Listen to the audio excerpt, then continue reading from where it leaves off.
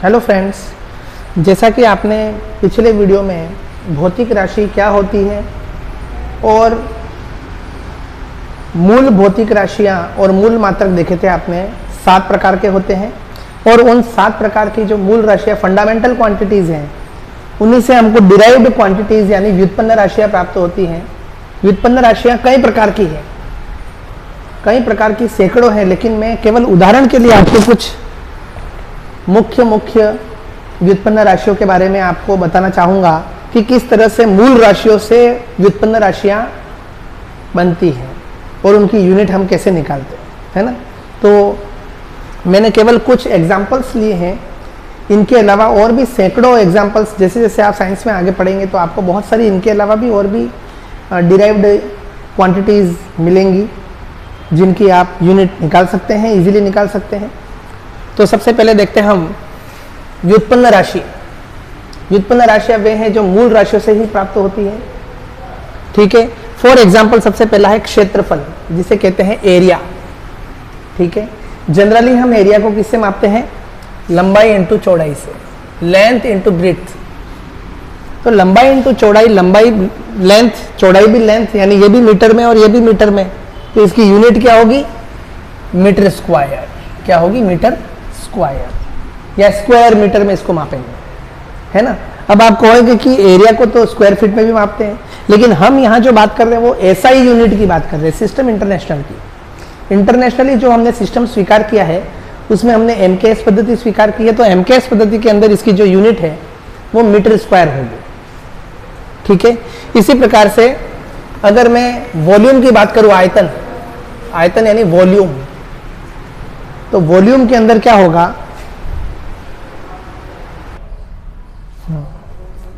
Volume का मतलब क्या होता है? जनरली हम वॉल्यूम के अंदर लंबाई और चौड़ाई के साथ ऊंचाई भी लेते हैं, क्योंकि वॉल्यूम ये बताता है कि इसमें कितना आयतन यानी कितनी मात्रा में समा सकता है, उसकी कैपेसिटी कितनी है ना। धारिता भी कहते हैं उसे। तो ये आयतन या वॉल्यूम को हम जनरली शो करते हैं लंबाई इंटू चौड़ाई इंटू ऊंचाई, हाइट भी इसमें शामिल होगी, L into B into H, height, ठीक है। तो ये भी मीटर में, ये भी मीटर में और ये मीटर में, तो metre into metre into metre, तो इसकी यूनिट क्या होगी? क्यूब मीटर या मीटर क्यूब, है ना। एमकेएस पद्धति में लेंथ को मीटर में लेंगे, तो तीनों को मीटर में लेंगे तो मीटर क्यूब हो जाएगी, ठीक है। तो मूल राशि कौन सी थी? लेंथ। हमारी मूल राशि फंडामेंटल क्वांटिटी कौन सी थी? लेंथ। और हमने यहाँ पर वॉल्यूम को length into length into length, यानी यहाँ पर तीनों लेंथ ही यूज हुई ना, तो हमको ये जो यूनिट मिली मीटर क्यूब वो किससे मिली? ये मिली हमको किससे? फंडामेंटल यूनिट या फंडामेंटल क्वांटिटी लेंथ से मिली हमको, मीटर क्यूब यूनिट, ठीक है। तीसरी जो भौतिक राशि फिजिकल क्वांटिटी है वो इंपॉर्टेंट, वो है घनत्व, डेंसिटी। घनत्व का मतलब क्या होता है? इकाई आयतन में कितना द्रव्यमान उपस्थित है। तो इसकी परिभाषा, जो इसकी डेफिनेशन होती है वो क्या होती है? वो होती है द्रव्यमान अपॉन आयतन, mass upon volume.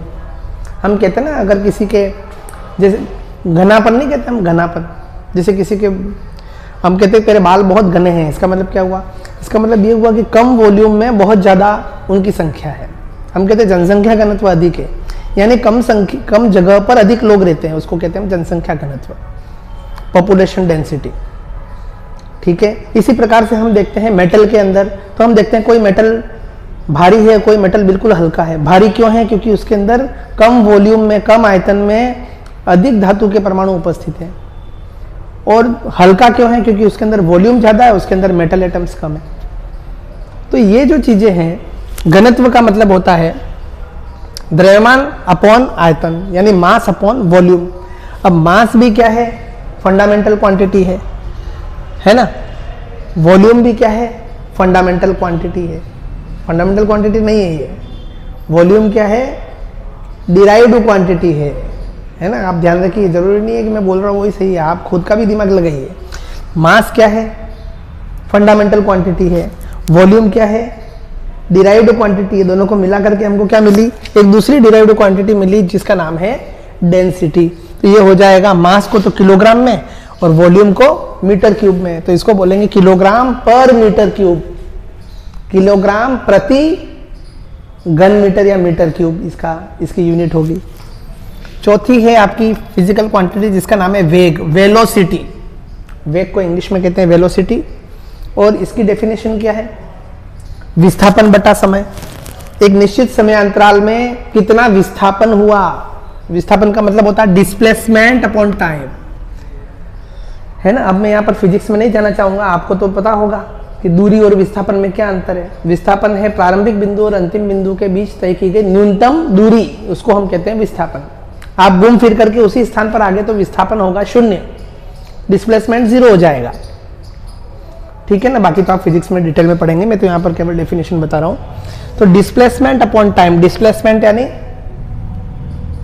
Minimum distance between 2 points, तो यहाँ पर हो जाएगा between initial and final point. तो यहाँ पर डिस्प्लेसमेंट को किस में मापेंगे? मीटर में, और टाइम को किस में मापेंगे? सेकेंड में, क्योंकि डिस्प्लेसमेंट भी क्या है? लेंथ है एक प्रकार की। तो ये है फंडामेंटल क्वांटिटी, टाइम भी क्या है? Fundamental quantity. दोनों फंडामेंटल क्वांटिटी से हमको क्या मिली? डिराइव्ड क्वांटिटी मिली, व्युत्पन्न राशि मिली जिसका नाम है वेग, ठीक है। तो ये हो गया मीटर में, ये हो गया सेकंड में, तो इसकी यूनिट होगी मीटर पर सेकंड, मीटर पर सेकंड या मीटर प्रति सेकंड, ठीक। नंबर 5 पे आपकी जो डिराइव्ड क्वांटिटी उसका नाम है त्वरण, जिसको बोलते हैं एक्सेलरेशन। एक्सेलरेशन क्या होता है? आपने गाड़ी के अंदर देखा होगा एक्सीलेटर, तो एक्सीलेटर क्या करता है? स्पीड को बढ़ाता है एकदम से। तो जहां पर भी वेग में परिवर्तन होगा, वेग में परिवर्तन पॉजिटिव होगा तो एक्सेलरेशन, अगर नेगेटिव होगा तो रिटार्डेशन कहते हैं उसको, ये ध्यान रखना आप, है ना। मैं फिजिक्स, ये सब फिजिक्स का टर्म है और बहुत अच्छे से आपको फिजिक्स में आप इनको पढ़ेंगे, डिटेल में पढ़ेंगे। तो त्वरण होता है वेग में परिवर्तन और उस परिवर्तन में लगा समय, ठीक है। तो इकाई समय में वेग में होने वाला परिवर्तन त्वरण कहलाता है या एक्सेलरेशन कहलाता है। तो वेग तो हमने ऊपर देखा, वेग क्या है? Derived quantity, change in velocity. तो यहाँ पर तो वेलोसिटी की यूनिट आएगी अपॉन टाइम, और वेलोसिटी की यूनिट क्या थी? मीटर पर सेकेंड अपॉन सेकेंड। तो सेकेंड ऊपर चला जाएगा तो क्या हो जाएगा? मीटर पर सेकेंड स्क्वायर, मीटर प्रति सेकेंड स्क्वायर, ठीक है। क्योंकि वेग की यूनिट हमारे पास पहले से है, अपॉन सेकेंड कर दूंगा मैं, ये सेकेंड ऊपर जाएगा तो -1 हो जाएगा, -1 -2 हो जाएगा, तो मीटर पर सेकेंड स्क्वायर इसकी यूनिट मात्रक हो जाएगी। छठा एग्जाम्पल है आपका बल का, जिसके बारे में आपने बहुत अच्छे से पढ़ रखा है 9th 10th में, जिसको बोलते हैं फोर्स, है ना। बल कई प्रकार के होते हैं, गुरुत्वाकर्षण बल होता है, नाभिक बल होता है, इलेक्ट्रोस्टैटिक फोर्स होता है, कई प्रकार के बल होते हैं ना। तो बल, फोर्स की डेफिनेशन क्या है? द्रव्यमान इंटू त्वरण, मास इंटू एक्सेलरेशन। मास क्या है? Fundamental quantity. एक्सेलरेशन क्या है? Derived quantity. तो फंडामेंटल क्वांटिटी और डिराइव्ड क्वांटिटी से हमको क्या मिलेगी? बल की डेफिनेशन मिलेगी। अब मास को किसमें मापते हैं? किलोग्राम में। ऐसा यूनिट क्या है मास की? किलोग्राम। एक्सेलरेशन की क्या है? मीटर पर सेकंड स्क्वायर। तो किलोग्राम इंटू मीटर पर सेकंड स्क्वायर। और इसको क्या बोलते हैं? ये अपॉन मत समझना, ये है न्यूटन, इसको न्यूटन भी कहते हैं। किलोग्राम पर मीटर सेकंड स्क्वायर को न्यूटन भी कहते हैं, ठीक है। नेक्स्ट आपकी डिराइव्ड क्वांटिटी है दाब, प्रेशर, जिसको कहते हैं प्रेशर, ठीक है। तो प्रेशर P बराबर F अपॉन ए, बल बटा क्षेत्रफल, इकाई क्षेत्रफल पर लगने वाला बल दाब कहलाता है ना। अगर क्षेत्रफल कम होगा तो बल ज्यादा लगेगा, दाब बढ़ जाएगा। क्षेत्रफल अगर ज्यादा होगा तो उस पर बल लगेगा तो प्रेशर कम पड़ जाएगा, स्पष्ट है ना। तो फोर्स अपॉन एरिया, और फोर्स की यूनिट क्या थी? किलोग्राम मीटर पर सेकंड स्क्वायर या न्यूटन, है ना। तो फोर्स की यूनिट तो हमने अभी निकाली, वहां से आएगी न्यूटन। और एरिया क्या होता है?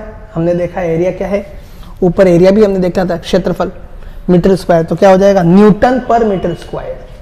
तो न्यूटन पर मीटर स्क्वायर, इसको कहते हैं पास्कल। क्या कहते हैं इसको? पास्कल। इसी का एक नाम है पास्कल। न्यूटन पर मीटर स्क्वायर को ही हम पास्कल भी कहते हैं। और नेक्स्ट है आपका कार्य, जिसको बोलते हैं वर्क, है ना। एनर्जी भी इसी को बोलते हैं हम। वर्क और एनर्जी की यूनिट भी, वीमा भी हमेशा एक जैसी आती है ना, इसकी यूनिट भी एक जैसी होती है। तो वर्क होता है W बराबर F dot D, F into D, है ना। और अगर आपके कोसाइन में लिखोगे तो FD cos थीटा यूं आएगा। तो बल इंटू विस्थापन, कार्य बराबर बल इंटू विस्थापन, बल यानी फोर्स, फोर्स इंटू डिस्प्लेसमेंट।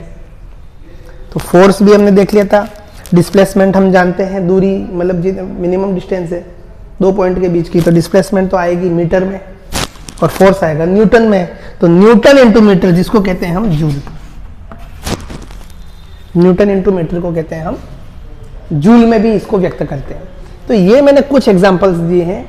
व्युत्पन्न राशियां बहुत सारी हैं, मैं अभी आपको वापस कहना चाहूंगा, आवृत्ति है कि नहीं, एनर्जी है, वर्क है, बहुत सारी हैं। अब आवेश से रिलेटेड तो आपके देख लो ना, बहुत सारी है, आवेश से रिलेटेड बहुत सारे टर्म हैं आपके, तो वो सबके अलग अलग डेफिनेशन है, आप फिजिक्स में पढ़ोगे, केमिस्ट्री में पढ़ोगे, है ना। तो बहुत सारी टर्म है, ऐसी बात नहीं एक नहीं है, लेकिन जैसे कि द्विध्रुव गुण है, ऐसे बहुत सारे टर्म हैं जिनकी आपको विमा निकालनी आनी चाहिए, ठीक है ना। तो ये मैंने कुछ एग्जांपल दिए ये बताने के लिए कि जितनी भी डिराइव्ड क्वांटिटीज़ हैं वो फंडामेंटल क्वांटिटीज से कैसे निकाली जाती है और उनकी यूनिट कैसे हम याद करते हैं। ये सारी यूनिट जो हमने निकाली वो एसआई यूनिट है, एसआई पद्धति यानी एमकेएस सिस्टम के अनुसार जो यूनिट है वो यहाँ पर बताई गई है। इसका मतलब ऐसा नहीं है कि दूसरी यूनिट नहीं है और वो यूज़ में नहीं आ रही है, वो भी यूज़ में आ रही है, लेकिन हमको एसआई सिस्टम पर विशेष ध्यान देना है क्योंकि सब जगह एक्सेप्टेबल जो सिस्टम है वो एसआई सिस्टम है, ठीक है। फॉर एग्जाम्पल जैसे कि अगर हम बात करें प्रेशर की, तो प्रेशर को हमने यहाँ देखा न्यूटन पर मीटर स्क्वायर या पास्कल में मापा है। प्रेशर को हम मिलीमीटर ऑफ मरकरी में माप सकते हैं, एटमॉस्फेयर में माप सकते हैं, है ना, बार में माप सकते हैं। तो बहुत सारी यूनिट है, बहुत सारी यूनिट है। वो हमारे ऊपर डिपेंड करता है कि मिलीमीटर ऑफ मरकरी की जगह सेंटीमीटर ऑफ मरकरी में माप सकते हैं।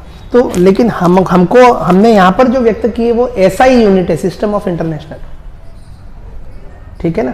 तो सिस्टम इंटरनेशनल के अनुसार जो यूनिट है वो ये है। आया समझ में? जैसे लंबाई है, लंबाई को हम मीटर में भी मापते हैं, सेंटीमीटर में मापते हैं, बहुत छोटी है तो पिकोमीटर में मापते हैं, नैनोमीटर में मापते हैं, है ना। लेकिन हमने उसकी ऐसा यूनिट तय कर दी मीटर, ये हमने ऐसा यूनिट तय कर दी, ठीक है ना।